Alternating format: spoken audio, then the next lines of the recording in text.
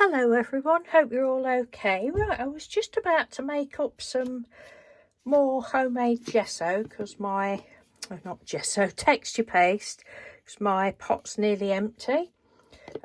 So I thought I would come on and show you how I do it. This wasn't my idea, this was suggested to me by the lovely Mags Nash a couple of years ago, and it works for me, so texture paste police, please don't come and arrest me. So what I'm going to do is, this one I just got a little bit of cheap gesso.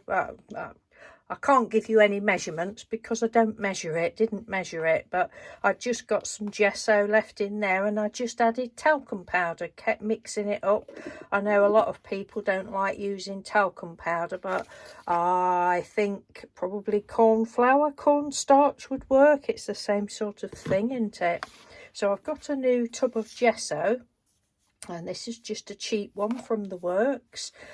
I'm sure there's hundreds of different ways of making your own texture paste, but this is just how I did it. I'm just gonna, thought I would do it in this container so that you can, not ready as usual, so that you can see better.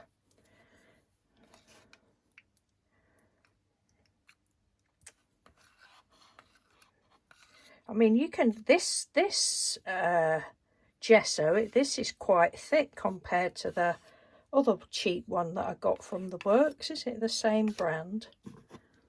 Yes, it is. Boldmere. But that old tub, it was quite runny. But this is, so you could just use that on its own, really. Has a thin sort of texture paste, but if you wanted it thicker, I've just took the lid just off the baby powder and then I just sprinkled some in. So I don't use measurements. And as I say, this would be a couple of years ago, and it's still lovely and soft, and it still smells nice as well.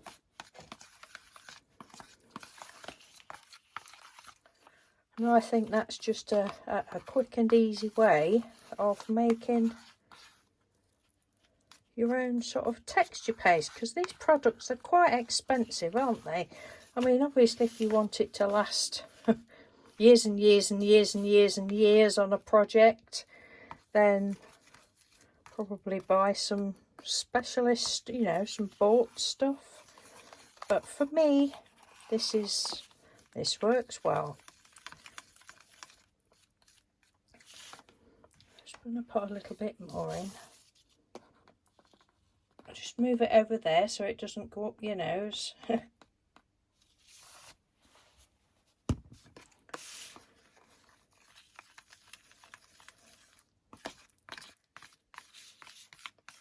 So it's nothing fancy, just the cheapest of chips gesso. I believe in the past I've seen people use like a white glue and acrylic paint and talcum powder. But this, I just think this is the easiest way. So that's quite thick now.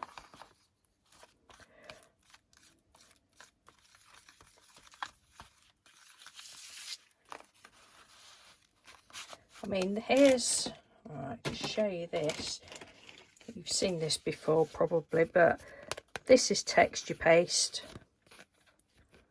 on there, and then I went over it with Tim Holt's Distress Glaze. That in my next video I'm going to be using some of this and doing some more sort of play with these, but it's not cracked or anything. Anyway, I just thought I would come on and show you how I do it. Thank you to Mags Nash for the suggestion, because it's lovely. I mean, I'm assuming if you put too much try and make it too thick, it'll probably will crack. I don't know, but this is just the sort of experiments I like to do. I am just going to put a little bit more in. Say it's well, you know, it's all right measuring things, but unless you've got the exact products that the person's showing you, it's probably going to be different.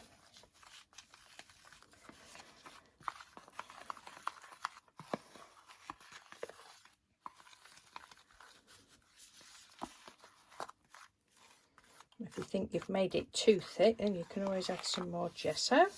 And as well, you can, I suppose a lot of you will already know this, but if you've got any of the powders, like Peasy powders or colour burst, you can add that to it.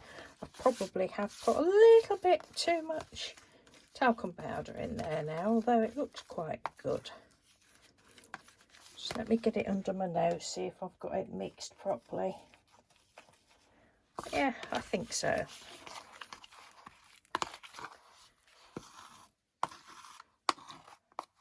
So that is a cheap and cheery, in my opinion, way of making your own texture paste. What have I got? Let me have a look. Oh, it's just a piece of scrap card there, look. We'll use this. I'll use this one again because I like to use it. I love this stencil. It was I think it's meant to be a stencil. I got them from B&M several years ago. There was several different designs on a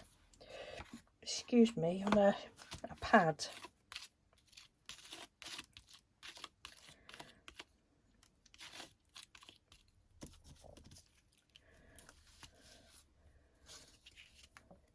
That's that one. Just pop that over there. And shall we just make while I'm on. Oh, nowhere to put anything. Where can I put you? I'll just stand you up there, look. Right, got this piece of board there. I'm just going to pop a little bit of that on. Pop that over there. What colour shall we have? I've got some Peasy powders. What's this one? Fuchsia.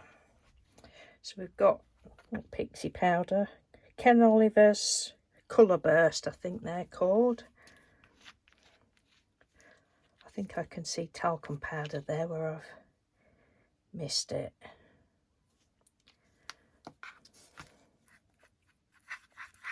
If you don't have any of these, I think you could add a bit of acrylic paint, probably, as long as it's not too runny.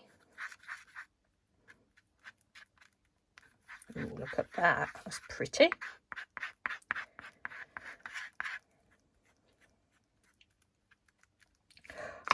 It's like icing for a cake.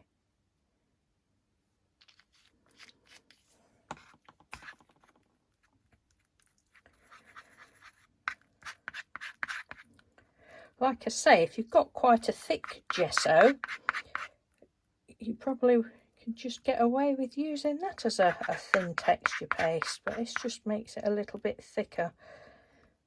There, that's pretty, look. What else have we got? Oh, we've got another one of these pieces of card. I'm just going to use the same stencil again.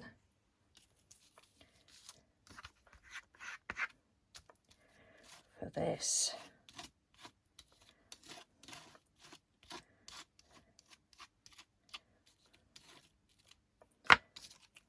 There.